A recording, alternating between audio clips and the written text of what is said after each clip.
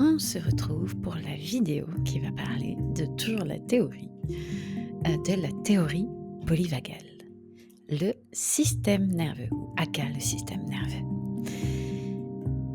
Alors, petite présentation de cette théorie.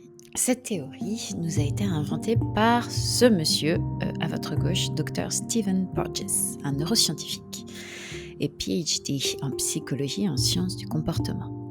Alors, je ne vais pas rentrer, vous pouvez trouver toutes les informations à son sujet. Ils ont tous les deux écrit des livres incroyables que j'aime beaucoup. On peut trouver aussi des tas de ressources sur YouTube où vous verrez des vidéos de eux qui parlent extrêmement bien de la théorie polyvagale. Mais juste pour remettre ce qui appartient à César, Stephen Porges est venu avec ses théories polyvagales, il me semble, dans les années 1980. J'ai pas la date exacte, mais ça a peu d'importance. Et Deb Dana, elle, est une psychologue clinicienne, ou en tout cas aux États-Unis c'est différent, c'est licensed psychology. Bref, c'est une clinicienne qui, elle, a apporté la théorie polyvagale dans la pratique clinique.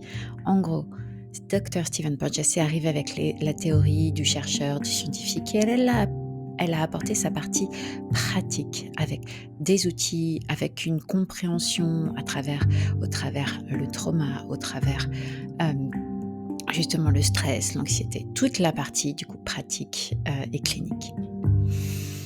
Mais qu'est-ce que la théorie polyvagale ? On l'appelle aussi la science de la sécurité et de la connexion. C'est pour ça que ça va bien au-delà de l'anxiété et du stress. La théorie polyvagale, ou TPV, est la science de la sécurité intérieure.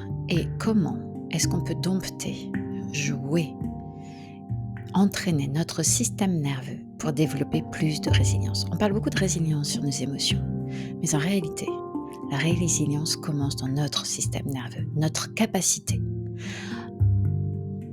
à percevoir notre environnement comme sécure, quand il est vraiment sécure. La capacité à se sentir en sécurité avec soi-même, là où on est, avec les gens autour de nous. Et je dois avouer que c'est quelque chose qui a de plus en plus de valeur dans le monde dans lequel on vit aujourd'hui. Quand on ouvre les news, quand on ouvre Instagram, on est entouré de menaces, d'informations de menaces. Il en revient à nous de se créer cet espace de sécurité. J'ai compris le mot de se sentir ancré, vraiment en étudiant la théorie polyvagale. Je me suis toujours demandé ce que ça voulait vraiment dire. Ce que ça voulait sentir, se sentir ancré. Et il y a une chose que je retiens, c'est l'ancrage, c'est réveiller en nous une force déjà présente, notre paix intérieure, notre confiance, notre capacité à être en lien profond avec l'autre et le monde. Mais pour ça, ça demande d'être en lien profond avec soi-même. La théorie polyvagale est largement utilisée pour accompagner l'anxiété et la guérison des traumas, car il y a très peu d'outils qui fonctionne lorsqu'on a un trouble anxieux, avec toute l'anxiété qui monte. Celle-ci, par contre, a des résultats complètement incroyables.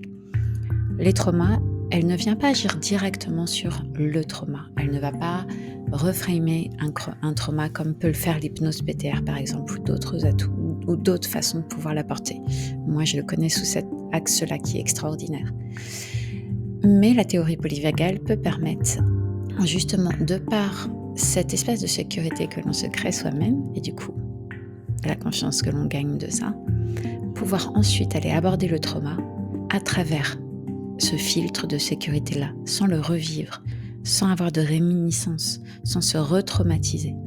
Pouvoir l'aborder avec sécurité pour pouvoir ensuite le reframer, le transformer et s'en libérer.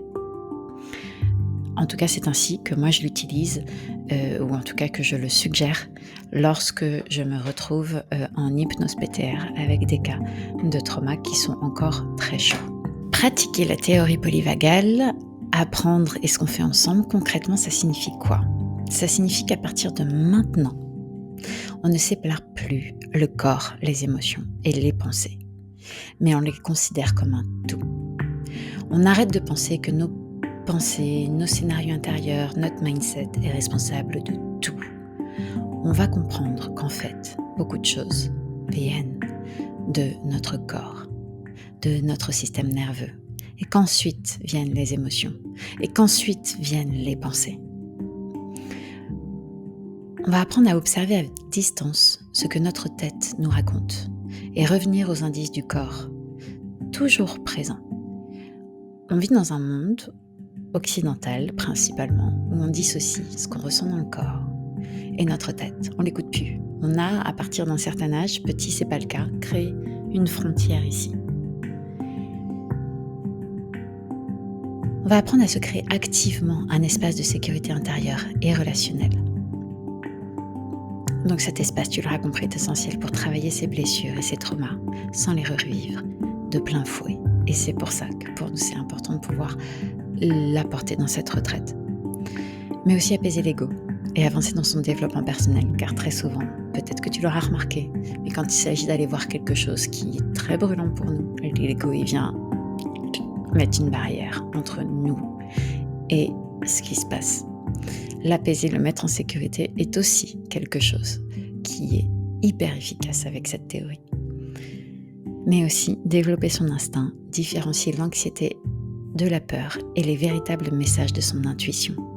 Très souvent, on a des messages de notre intuition tout le temps, mais on a du mal à savoir si c'est en fait notre peur qui parle, notre anxiété qui parle, ou réellement notre intuition qui nous dit que c'est pas le bon endroit, c'est pas avec ces personnes-là, ou c'est pas ce bon projet, ou inversement, c'est ce bon projet, mais est-ce que je suis en train de combler un vide ou courir après la reconnaissance ? C'est difficile tant qu'on n'a pas fait ce travail-là. En tant que thérapeute, la théorie polyvagale est pour moi une clé précieuse.